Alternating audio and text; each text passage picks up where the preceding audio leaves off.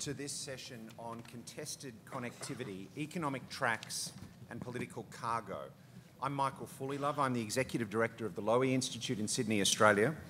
It's my pleasure to be in Delhi for my first Raisina Dialogue, and I'd like to thank my friends Samir and Sanjoy for the invitation and congratulate them on their achievement. Ladies and gentlemen, when Dean Acheson published his memoir of his time as Harry Truman's Secretary of State, he called it Present at the Creation. And Acheson's generation of statesmen did indeed create the post-war world. They rescued Europe from financial ruin with the Marshall Plan, and they established the institutions of global order that survive until today. Here in Asia, they established a hub and spokes model of alliances.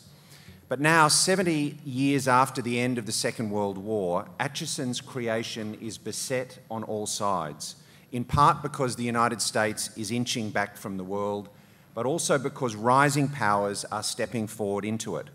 And there is a growing sense that we may be present at the destruction of that order. In its wake, emerging powers are seeking to establish their own networks, reviving ancient trading routes across land and water. They have some of the character of the Marshall Plan, but in ways they're even more ambitious. The idea here is to create, if you like, worldwide webs of trade and influence. We have, of course, the Belt and Road Initiative, which will connect China's hinterland to Europe through Central Asia and connect Southeast Asia to China's southern provinces through ports and railroads. We have the Asia-Africa Growth Corridor, India and Japan's plan to achieve closer developmental cooperation in Africa. These kinds of new networks are animated by both economic and strategic objectives. In the case of the BRI, for instance, it's both to develop China's border regions, upgrade Chinese industry, export Chinese technical standards, and create regional production chains. But it's also, of course, about spreading Chinese influence and diversifying China's trade routes. All this has huge implications potentially for the international order, especially given that, as others have said, the Indo-Pacific will likely be the key international waterway of our era, just as the Mediterranean was the key international waterway in ancient times, and the Atlantic was so in the 20th century. So these networks throw up all sorts of questions. How benign are they? Asia needs trillions of dollars of infrastructure, but of course, with these kinds of networks comes traps. Webs are not always good. You can get caught up in webs. What about the increasing debt burdens that are being carried by recipient countries? What are the impacts on governance and human rights and environmental standards? Will this kind of greater connectivity make for a more peaceful world on the argument that countries that trade more fight less, or will it lead to more competition between dueling networks? And most importantly, what are the implications for an open trading system and the international order? It's really a big question of our time, and I'm delighted to say we have a big panel to discuss it. We have with us, I'll introduce them briefly now, and then I'll give each of them an opportunity to speak. We have, first of all, Vijay Gockel, one of India's most experienced and distinguished diplomats, a former ambassador to China, and who will shortly succeed our friend Jai as Foreign Secretary. Secondly, we have Kazem Sajjadpour, formerly Ambassador and Deputy Permanent Representative for Iran to the United Nations. Prior to this, a fellow think tanker as Director of the Research branch of Iran's Foreign Ministry, and now Deputy Foreign Minister of Iran. Deputy Minister, I love it when I see think tankers go on to bigger and better things. We have Zalmay Khalilzad, who has many, many titles. He is President of Griffon Partners, Councillor of CSIS, but well known to all of us as Ambassador to Afghanistan, Iraq and the United Nations. Istvan Mikola, Minister of State for Security Policy and International Cooperation in Hungary, and a former ambassador and physician as well as a politician. And finally, Nisha Biswal, President of the US-India Business Council and formerly Assistant Secretary of State in the US State Department. So let me begin by inviting each of the panellists to speak for about 4 minutes.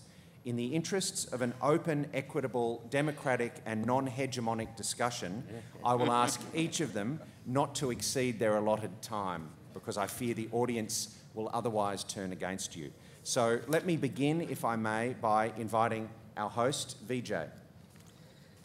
Thank you, Michael. Since the subject is connectivity and it's an important, hot topic, as they say these days, let me say that this is about as old as human civilization can get. It's the cause of human civilization in many ways. It's been the boon for civilizations. It's been the bane of civilizations. And I think today it offers a new hope for all of us, globally speaking. The phrase, all roads lead to Rome, I think sums it up. It's essentially been used in the past to establish a hegemonic order to benefit certain civilizations or certain countries. And that's true whether it's the Roman Empire, whether it's the Suez Canal, whether it is the sea routes that the Portuguese and the Spanish discovered on their way to the Indies or to the United States and to the Americas. I think the 21st century, in a sense, is a tipping point in the way that the 15th century was a tipping point. The adventures of Vasco da Gama, of Columbus, of Magellan opened a new connectivity globally, which was not there before that. And at the same time, a certain sense of withdrawal that occurred in the two large economies. Cheng He stopped his expeditions as far as China was concerned, and India's focus, which in the first millennium of the Common Era was towards the sea, became land-focused as invasions came in from the northwest. And as a result of that tipping point, you had a complete change in the global economic situation. India and China declined, and of course the West emerged. That tipping point has come now. The end of the Berlin Wall has essentially opened up the possibilities of global trade. The age of the internet has freed us all from the tyrannies of the geographies we were limited to, and the reemergence of China, India, and other economies have created new possibilities for aid, for trade, for technology, for infrastructure, and so on. So the question really then is, while the opportunities exist for all of us who were left behind in the agricultural and in the industrial revolutions to catch up, how is it that we can build a connectivity that allows us to do this? Now, I know there is a focus on individual infrastructure projects being done by individual countries and some of the concerns that are expressed in that regard. But at least to my mind, the real issue is the methodology that is being used, not so much the asset that is being created, which should be the subject of discussion. And at least from my perspective, there are a few questions I think that the panel should look at. Is this process demand-driven? Is the process consultative? Does the process allow for fair and open competition? Does the process build on the multilateral frameworks that already exist? And is the process consonant with principles of sovereignty and territorial integrity? So with these words, Michael, I'll leave it at that, and perhaps we can discuss all this when you come to the question and answer phase. Thank you very much for a very non-hegemonic contribution. Thank you, Mr. Secretary. Kazem, Deputy Foreign Minister of Iran, let me invite you to make some opening remarks. Let me first thank my colleagues in Raisina for this very good conference and having us here. I think if we are looking for connectivity, this is connectivity. I mean, Raisina is the symbol of connectivity. But to go to the subject and follow the issue of methodology that my colleague raised, I would like to raise one simple question and answer it, which is more conceptual, but it creates understanding. How the issue of connectivity can be looked from a conceptual framework. I have three concepts: ambiguity, bridge, and commonality. Ambiguity. There are many concepts these days about this region. I think 5, 6 Eurasian continent, the Korean model, the Indo-Pacific, Asian, so on and so forth. So I think there are competition on narratives that how we define this region and how we connect. And I think these names have been with a special, let's say, charge, and I'm sorry to report that there is a confusion in some of them. They are not well debated, well defined, and not clear. And when it is not clear, ambiguity brings disruptive tendencies. The name of the title or subtitle of the conference is disruptive tendencies. I think disruptive tendencies come out of ambiguities. So the first issue that we are dealing with, ambiguity in concepts, and we have to clear them. The second point is bridge, where there is clarity. I think there is one project which is very clearly there, and that is based on concept of bridge between India, Iran, Central Asia, and that is Shabar, and it is a success. And it has been become operational. But before becoming operational, I think it was a clear concept conceptually, that what do we want? It was a connective point between India, Iran, and Afghanistan, and Central Asia. It creates space for Indian access to post-Soviet space, especially when you consider the issue of North-South corridor. So it connects India with North-South corridor through Iran, and it is a bridge conceptually between the development of Afghanistan, security of Afghanistan, stability of Afghanistan, and Central Asia and the region. And I think it is a success, and I have to report you that it is, as some of the Indian scholars have recently written, it is a game changer. 60% in cost and 50% in time is saved for India through this connectivity. By this, I go to my third concept, that if we want connectivity, along with clarity and concept of bridge, we have to work on commonalities. And commonality of interest of Iran, India, and Afghanistan, here is the key. But this is not against the interest of the others. So we are not making it as a, let's say, a place where we are going to damage the interest of the others. There is no competition, as we in Iran say, with other ports. We value other ports also. And I think this is an example of win-win. Win-win is based on common interest. May I end, if my, yes, still 1 minute, huh? End by two quotes by great leader of India, Gandhi, which I really think is applicable to what we have in Chahbar. He says, first they ignore you, then they laugh at you, then they fight you, and then you win. I do remember there were some acceptists who challenged Chahbar in, let's say, two decades ago. Now it's a reality. And I end by another quote, be the change that you wish to see in the world. And I think Chahbar is an example of connectivity, real connectivity, which is clearly there conceptually and practically, and maybe a model. Thank you. Thank you, Mr. Deputy Minister. Let me invite Zalmay Khalilzad, Ambassador of Ambassadors, to make his opening remarks. Thank you very much. It's a great honor to be here and be part of this panel. I would like to make 4 points on this issue. One, that the world is once again in a period of great transition, where the current order, or the order that has been dominant for some time, is being challenged by new centers of power, new concepts for how that order should be organized.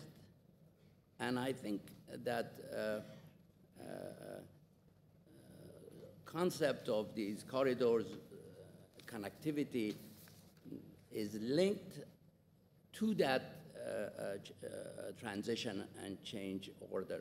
China in particular, is determined to be this, the second power in the world for the near term and the dominant power over the longer term. And as we know from their documents, that their vision is by the 2050 that this order would have been transformed with China as the leading global power. And the whole concept of the road, which is a sea lane, and the belt, which is a land, paradoxically, concept, is linked, in my judgment, to the broader geostrategic new order concepts and objectives that China has. Now, for the rest of it, there are positive aspects. Obviously, we can't be against hard infrastructure. One can't be against connectivity. One can't be indifferent to the benefits that that brings to populations around the world. But one has to be cognizant of while the Chinese have a saying that the solution to one problem is the beginning of another problem, and that the economic issues, the positive aspects, if it's done meeting the criteria that the Secretary was mentioning before, there may be opportunities for engagement and cooperation on that. But one has to be mindful of the negative, of the threatening of the establishment of a hegemonic system, and that if it isn't part of the current design, and I think it's likely that it is, that it could become so. And therefore, it's very important that we do what we need to do to make sure, to engage when where it's productive, and to challenge and contest and oppose even when it does have the negative side. Point two, and I believe that this struggle for what kind of a new order is going to be a dominant feature of the coming period. Point two is that this road and connectivity, the belt, is a reflection of the shifting balance of power I mentioned. And so for us to be able to deal with the challenging part, discouraging the challenge that it could pose, is we need to be mindful of our own relative power positions. And that's why I am positive about two things. One, that we're paying attention to, in the United States, to underlying weaknesses of our economy, of our military, to address those, to nurture, to sustain the global role that the U.S. must play. And second, to look for partnerships and alliances to maintain an appropriate balance. And I'm glad about the U.S.-Indian partnership, this Indo-Pacific concept.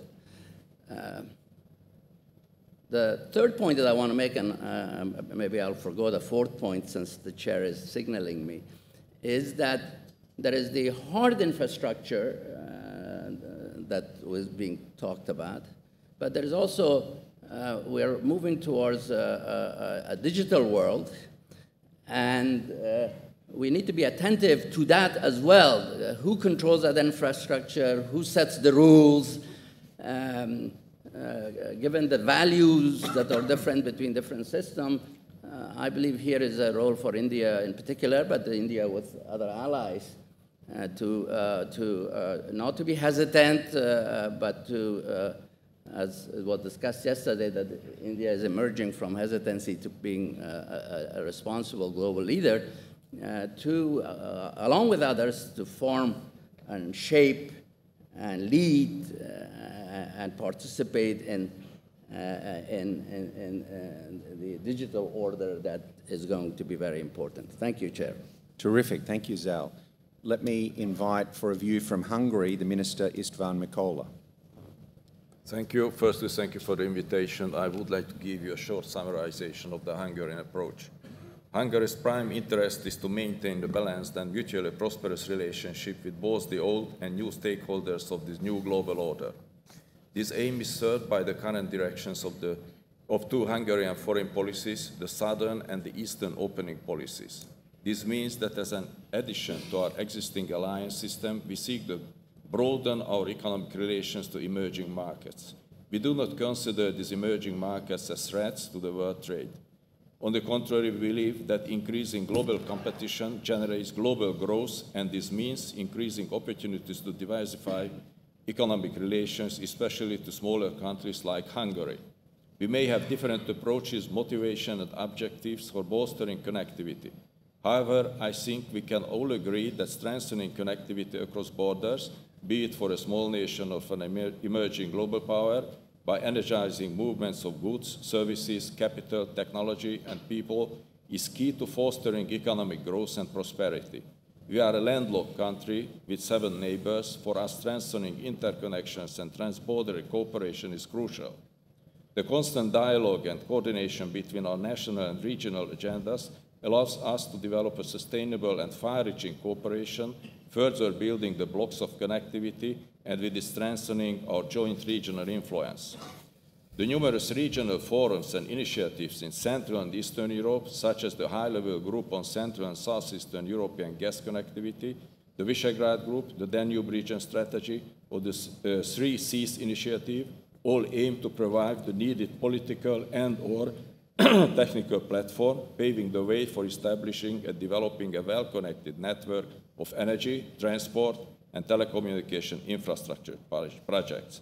These also serve to enhance institutional collaborations in order to harmonize regulatory approaches and so to establish an integrated and competitive regional markets.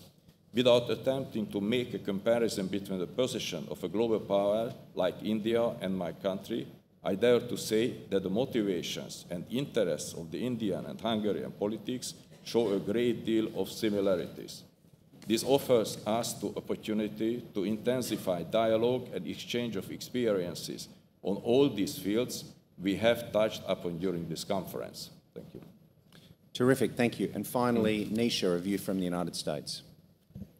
Well, thank you. You know, I'm going to maybe pick up some of the points that have been made by my colleagues previously and build on those. I think Vijay talked about the fact that the desire for connectivity is centuries old and reflects kind of the aspirations of all societies to try to connect with each other. And if we think about the moment in time where we are today, it's really a recognition that of the reemergence and importance of the Indo-Pacific and of Asia. In the 1700s, Asia comprised 50% of global GDP. In the 20th century, it was less than 20%. But as you look at some of the studies and statistics and projections, we really are re-entering into the Asian and the Asia-Pacific century. If you think about that by the year 2050, projections are that Asia will once again comprise over 50% of global GDP. So you can understand the desire for connectivity from that perspective. And for connectivity to be truly beneficial, it can't be one-directional. It's not the purview of the hegemonic interests of the few, but really of the aspirations and ambitions of the many. And in this era of globalization, that's really what we're seeing right now is the rise of the ambitions and aspirations of the many. And so connectivity for connectivity to be really truly effective, it's not so much of contested connectivity as much as it is of an open, inclusive, transparent, and multi-directional connectivity. We talk a lot about connectivity from the perspective of governments and what governments are putting in play, but increasingly today it's more about, it's a much more complex environment, because it's not just about what nation states are doing. It's about what, at the subnational level, city-states and provinces that are engaging on their own. It's about the resource mobilization that is not just about state capital that's coming into play. It's about the private capital that's coming into play. And how do we create, therefore, the opportunities in a more agile and creative way to leverage all of these different complex factors that are coming in. And this is part of what we're looking at USIBC, is how do we engage the private sector in this conversation so that the flow of private capital to build that connectivity and to unleash those ambitions and aspirations can be done in a way that benefits more and more societies and connects more and more societies. So I'll leave it at that. Terrific, wonderful, thank you very much. Right, let me kick off with a couple of questions. And first of all, let me ask a question, if I may, to the two Americans on the panel. Let me quote a line from your Defence Secretary, Jim Mattis. He said recently, General Mattis said recently, in a globalised world, there are many belts and many roads, and no one nation should put itself into a position of dictating one belt, one road.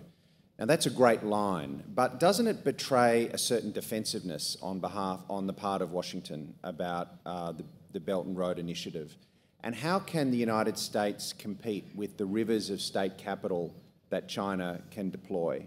Isn't the United States rightly nervous that this will be another factor that plays to the advantage of the Chinese and the disadvantage of the United States?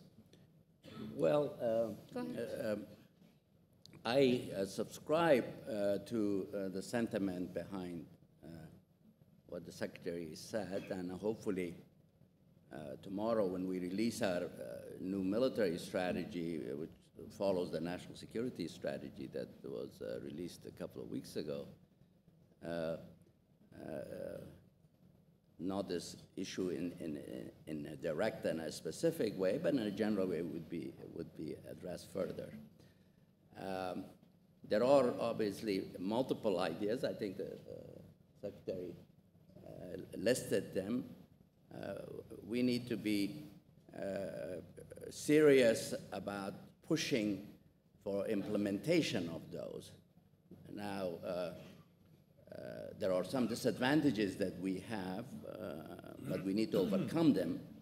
One is that in the case of the One Belt, One Road, it's one country, state dominant, that's pushing it with a great deal of resources behind it. It may be exaggerated, but nevertheless, even if you take some of the more conservative estimates, significant level of effort, much bigger than the Marshall Plan that you, for example, referred to, both in terms of resources and in terms of populations affected and what have you. And the other efforts sometimes are multilateral, and the state is not as influential in financing. Often there is an effort to get the private sector to do it, which is all very good, but we need to be serious to do so. For example, in the case of Afghanistan, the Deputy Minister was talking about, we've had this idea of Afghanistan as a bridge, then Afghanistan as a new Silk Road part of, then Afghanistan and an Asian roundabout. We have had these different ideas, but in terms of actually practical things, we've done some, but we could have done a lot more. And we should not stand for discrimination in terms of values that for example, the north-south corridor that China is creating in Pakistan is okay, but an east-west corridor that connects India with Afghanistan and Central Asia direct is not, and therefore you have to, not that I'm against this project that the Deputy Minister was talking about, the more the better in my judgment. But we need to be serious, we need to address this state-centric as a strength, but has its weaknesses too. So, but nevertheless, we need to address the approach. But to be concerned is the first thing. You need to start with that. That we need to. There is negative aspects to this effort that is part of perhaps a broader effort to establish a new order. That all roads, to borrow from the secretary, lead to Beijing. That was a good concept of an empire, that one of the long-lasting empires in world history. That's not in anyone's interest for that sort of concept to be realized. So maybe I'll take a slightly different approach, just to put a couple of additional perspectives on the table, and that is that, clearly China's mobilizing a great amount of state capital to address the infrastructure gap that exists across the Asia Pacific. But the billions, or maybe even up to $1 trillion that may be mobilized through state capital, pales in comparison to the need that's out there, which has been characterized by the ADB as being somewhere in the range of 26 trillion or 1.7 trillion per year to try to fuel the growth ambitions of Asian economies. And if you think about the capital that resides in the private sector, in the capital markets, you're talking about trillions of dollars of assets that can be deployed. And I was at the Milken Global Institute conference in 2017, where I was listening to pension fund administrators and managers and hedge fund managers all talking about the opportunities in emerging markets and frontier markets, and how do you deal with, on the one hand, mitigating the risk, the political risks and the economic risks, and on the other hand, trying to mobilize that capital into the places where it is most needed. So I think to focus too much on the state capital, which is playing a very important role, particularly when you start talking about some of the infrastructure projects, but to think about how you use public finance to leverage the private capital. And then secondly, when you build that infrastructure, connectivity is more than just infrastructure. It's actually about the flow of goods. It's about, creating that economic activity. And again, that's not going to be done through the nation state. That's going to be done through the private sectors. It's going to be done through the people-to-people and the business-to-business exchanges. So I wouldn't put too fine a point on framing this around whether this is about one belt, one road, or something a bit broader and more inclusive, because by its very nature, it's going to have to be broader and more inclusive to meet the real ambitions of the peoples that are being connected. Terrific. Let me ask one other question, perhaps I'll direct it to the other members of the panel. What about the risk of an unbalanced order because of the scale of Chinese investment in the BRI, because of the size of the Chinese market?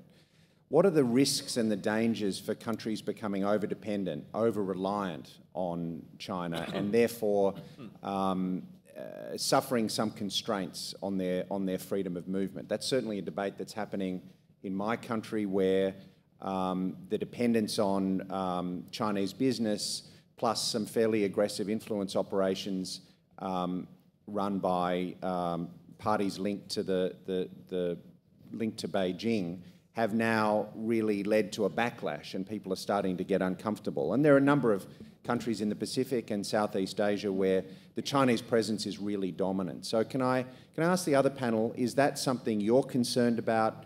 How can we all encourage diversity in our connectivity so that none of us has to stand in another's shadow? Perhaps I'll start with you, Mr. Secretary. Well, I think it's nobody's case that infrastructure shouldn't be built. The issue is how it is to be built. And I can quite understand that many governments need infrastructure because we all, irrespective of the political system we have have to meet the aspirations of our domestic populations. But if speed is the only criterion by which we are going to judge that infrastructure without recognizing there are consequences of how we have built that infrastructure, then that's where the dependency gets created, not simply because you create an infrastructure. The issue is really not of any individual project, but the standards that you set, the processes that you follow, the rules that you apply. There are international rule-making organizations, rule-setting institutions. Not all rules are ideal, certainly not from the perspective of the developing world, but we are working within those rule-setting institutions to improve them. If you have players who come in and set an entirely different set of rules, who set a different set of standards in many countries where there are no standards, where there are weak rules, where there are weak procedures, you automatically create the infrastructure or the ecosystem for dependencies. And I think, therefore, the real issue is not whether Africa or any other continent will become dependent on any country, but what the rest of the world is going to do to ensure that there is a certain rule setting, and that rule setting globally is not disrupted because any one country or any group of countries or any other institution, for that matter, decides it has its own set of rules and then proceeds to do this regardless. And I think that's the key. Thank you. Yes, Kazem, very good question. Actually, I have 3 points to make. First, I think the era of hegemony is over.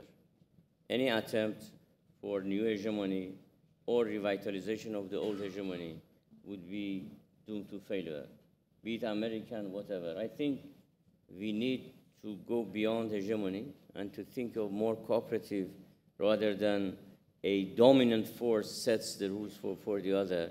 And I think regionally it's impossible, globally it's impossible and impractical, and we should distance from hegemonic thinking. Second, I think what's important is to look at, especially our region, not just from a pure geopolitical perspective. Of course, we can look, but look at Afghanistan. Afghanistan has been the victim of geopolitical competitions. Finish it. And start working on economic development, because economic development of Afghanistan is a step forward for regional peace and security. So the approach that you choose is very important. Is it just a pure geopolitical competition, or it is not based on this thinking, it's more a economic development. Finally, my third point is you have to work on bilaterals, trilaterals, and multilaterals in a way that ensure that the relationship be steady, be gradually working, and not be impacted by the fluctuations of international politics. Let me just a little bit explain. For example, Iranian-Indian relationship. I think what happens to China, what happens to United States, Chinese, Indian, Indian-American, should not impact the real interest of Iran and India, which is to have a good relationship. The more we have this relationship, beyond just the fluctuations of hegemonic, non-hegemonic tendencies, I think the region would be much more secure. And for that to happen, we have to diversify relationship. I mean, bilaterally, for example, between Iran and India, between Iran and Afghanistan, Iran and China, there should be different areas, multiple layers of activities, not just to link on one geopolitical loose concept that if it is damaged, then the totality of damage would be for not just the states. I was very impressed by bringing the element of people to the discussion. I think it is good for the people, and it is more, let's say, enduring and working. Thank you. Thank you. Istvan? I was thinking about the title of this conference, Managing Disruptive Transitions. That's impossible without China. So we are very interested to make economic cooperation with China, with India, with Russia, with the United States, with the planets. Hungary is a small country without gas, without fossil fuels. We have no minerals. We just have knowledge-based capital. And we are able to try into the global value chains with our knowledge-based capital. but we get gas from Russia, we get many minerals and other sustainable things from the planets, from the countries that I mentioned. So I think we have to work together. We are very interested in the diversification, mainly in the energy field, because we have no energy sources. So I think we have to work together. We think there is not threatened from China, as you asked it. I think we are able to preserve our identity, are able to preserve our independence, our sovereignty, but we are trying to build up multilateral economic cooperation, connections. You know, we are very interested, as an open export-driven economy, we are very interested in the multilateral trade agreements. You know, there are many problems with that, because there is a debate between the multilateral and bilateral free trade agreements. And we think that's very important for us. So we would like to continue, as the member of the European Union, this trend, this approach. We would like to build up economic cooperation with the different countries, with the different giant countries too. Good, excellent. We've got 15 or 20 minutes left, and I want to try to squeeze in as many questions as I can. As is customary, I'm going to start with 2 questions from Raisina Young Fellows. The first person I'm going to go to is Wencheng Wu, who I believe is from the People's Republic of China, and I'm glad to recognise him first, as we don't have a Chinese delegate on the panel. Sir.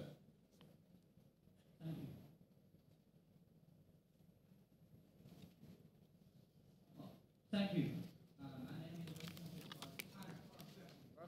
Just speak clearly into the microphone, if you would, sir. As many panels talk about competitive narratives, contested connectivity in Asian Pacific area, emphasizing value, transparency.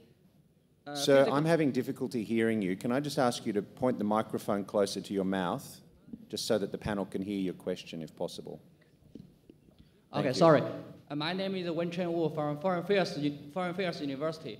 As many panels talk about competitive narratives, contested connectivity in Asia Pacific area, emphasize value, transparency, physical responsibility, and freedom of navigation.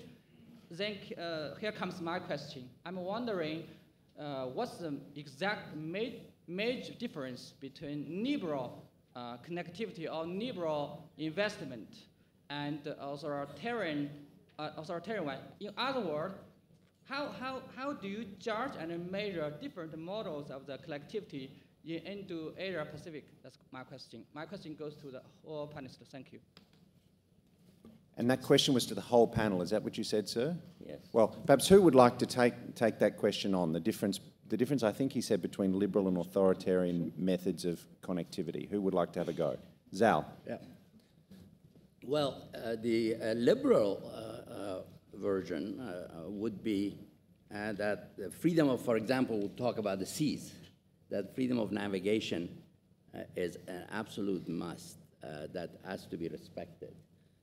We've had this problem in South China Sea, where islands are built and then efforts are made to exclude certain powers or other powers from exercising their right in terms of the freedom of navigation. That's unacceptable. And one of the challenges that we've faced as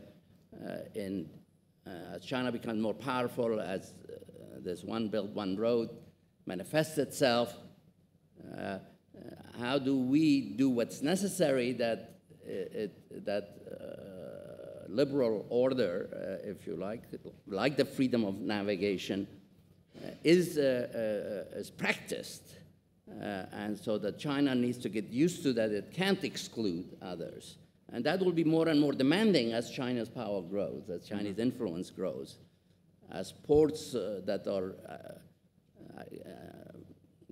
access gained to or even controlled are not used for enforcing an illiberal order and therefore affecting the freedom of navigation. That is just an illustration. One go through a lot of other examples, but that's I think for maritime powers like ourselves and others, this is vital, and I think we need to persist and insist on it if we are to avoid a systemic transformation that the deputy minister said from Iran said also that it's not in anyone's interest for hegemony to be imposed, and certainly that is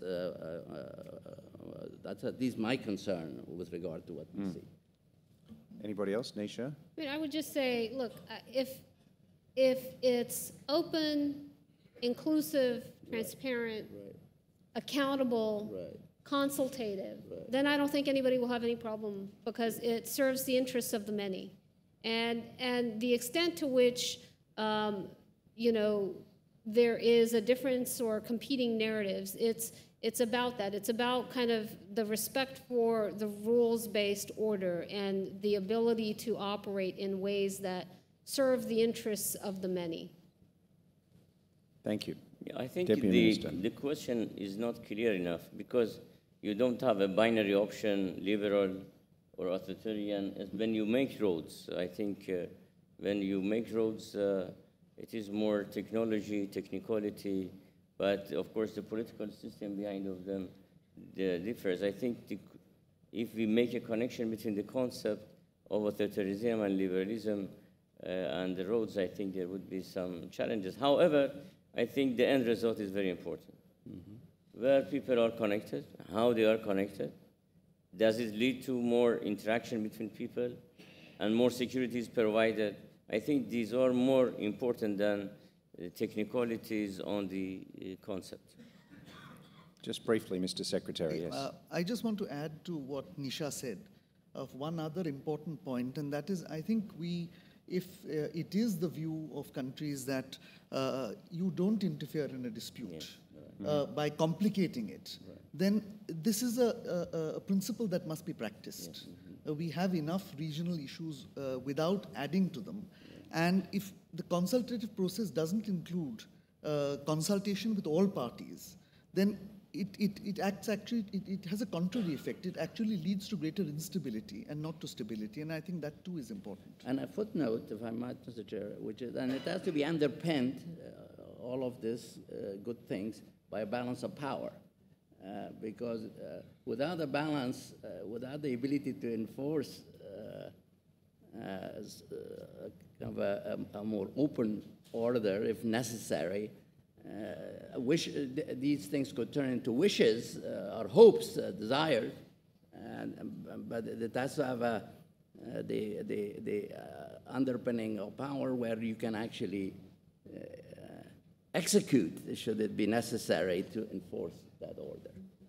Very good. I'm going to go next to Ana Cristina, who I think is from Peru, if I'm correct. And Ana Cristina from Ecuador. From Ecuador, I'm sorry. And could I ask you to perhaps direct your question to one panelist in particular, if you don't mind? Yeah, I would say first my question. My name is Ana Cristina. I work for WTO. And my question is, shouldn't the international community be thinking about how to make the Belt and Road Initiative a Chinese project, a global project, or an European Asian project by using the fact that they can be key players in raising the capital needed for this project, and also in order to have a say in the methodology that the speakers have mentioned? That's a great question. How can we globalise BRI? Should we globalise BRI? And if we should, how could we do it? Who would like to have a go at that? Such a good question, no one wants to answer it. Nisha. Well, look, I mean, I don't think you have to look at it simply from the frame of BRI. I think you can look at it from the whole global connectivity agenda, and no one has dibs on that. That is, you know, so whether you're talking about Indo-Pacific connectivity, whether you're talking about BRI, whether you're talking about the Asia-Africa corridor, or many other frames, it's all about this desire to create more pathways for trade and economic connectivity across the Indo-Pacific and across Europe to, Europe, Eurasia,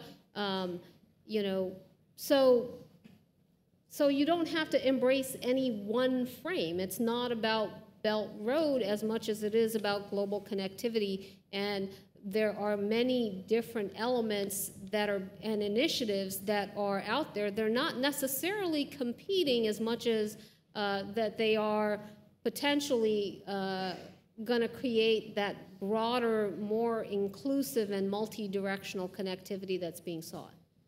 Can I have a response? Mm-hmm. I think two issues are important in response. First is interest.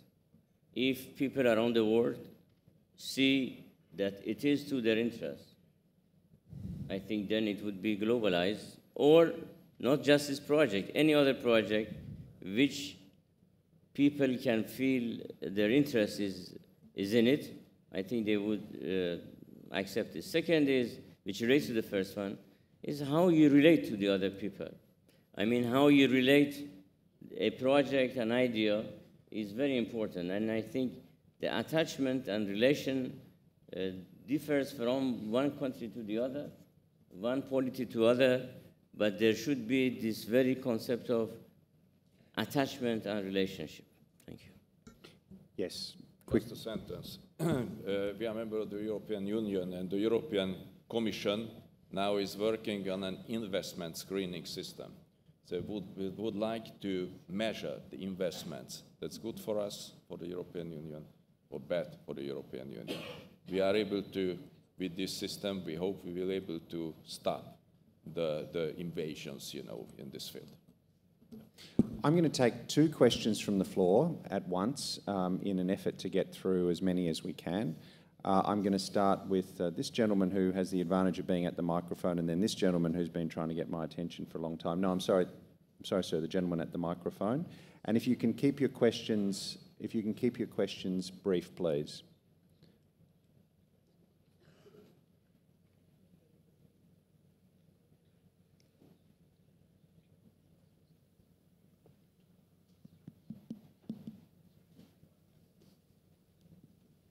The microphone's not working, so you're going to lose your advantage of standing at the microphone unless it's going to be fixed in the next couple of seconds.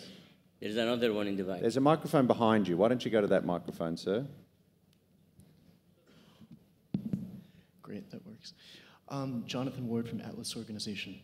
So I wanted to ask, however you frame the question of global infrastructure building, whether it's Belt and Road, whether it's global connectivity, the reality is that 10 years ago, the top engineering and infrastructure companies in the world were really a consortium of nations, and today the top 5, I believe, are all Chinese, and they are, for example, each one of them is about 3 times the size of America's largest engineering or infrastructure company. So my question is to Vijay, Zalmay, and Nisha, how do you propose to deal with this new situation in which there's an enormous need for infrastructure globally, but a great deal of that is being captured by a single country? How will, let's say, the companies from various democracies, should they be working together? What do you think would the nature of private-public partnerships going forward be? And what kind of options are there, let's say, for India, the United States, Japan, and perhaps some European countries to start pooling competitive advantages in order to... Okay, thank you, sir. Thank you, sir. Thank you for that question. Yes, sir, you need a microphone. Okay, I'm Chairman Chopra. I get the distinct impression from the panel discussion that you all do not find favor with this OER, VRI, whatever it is. In fact, there are very strong reservations. So what I want to ask of you all is, what is the shape of things as far as China is concerned, which is apparently the target? Are you going to roll out this project? Unlikely, there's too much at stake. Will they modify the suggestions that you have made, or is there any alternative that is pushing regardless? My view is that you should go into regional and sub-regional connectivity. Thank you. Thank you. So let me invite, very briefly, the panelists to take on either of those questions. First of all, how do Western companies respond to the scale of the challenge? And secondly, the gentleman expressed his question very clearly. Yes.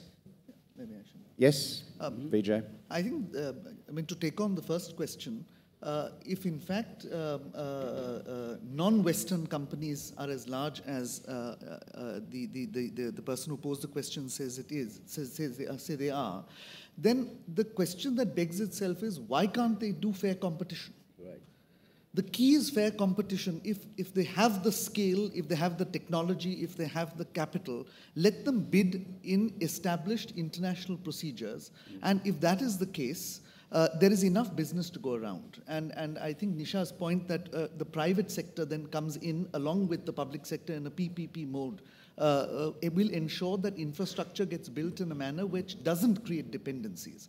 So the question then is, why is it necessary, even if you have the biggest companies in the world, to close the bidding process or to set standards or rules which only allow your companies to bid? And I think that's really the key to this whole issue. Yes, Nisha? So, let me first also address the last question, which is, there's a very important place and a positive impact that the resources that China is mobilizing into Belt Road Initiative can have. And I think no one wants to deny the importance of that initiative. The question and the concerns that are raised more because, when that investment comes in, what are the impacts that it is having on the ground? The infrastructure is one aspect, and it's important. But for that infrastructure to then be also job creating, also creating the positive economic opportunities, also be done in a way that meets standards and sustainability, and encourages and invites participation and inclusion in all directions. If we can engage in a way that results in that, I think that there is a tremendous interest amongst all to be able to participate in and support Belt and Road, but as part of something that is broader, more inclusive. Just quickly, Nisha, for your final point. Sure. Yep. And so there is a lot of private capital that wants to engage on Belt and Road as there is on other connectivity. And I don't think it is a zero-sum or existential competition. Thank you. We're almost out of time. I'm going to give each of the other three panelists just an opportunity to address either of those questions. Zal? Yeah. I think that to be serious about this and to give the private sector the opportunity where they could invest is to pressure China, and I don't know whether this will succeed, to follow competition and open up to external competition. Two is, in some places where these roads are built, the private sector will not go in because of the risks involved without some guarantees that their investment will be safe and that they will make money from it. So besides pooling, perhaps, besides pressuring China to open up, we need to think about regimes that could make it possible, not just theoretical, but make it practical for private sector to play. Maybe some sort of insurance for strategic reasons, given that this has that implication. Second, the Chinese have a saying, that was Mao Zedong, that there are many contradictions at any one point, but among them there's one that's the principal contradiction that shapes and affects all others.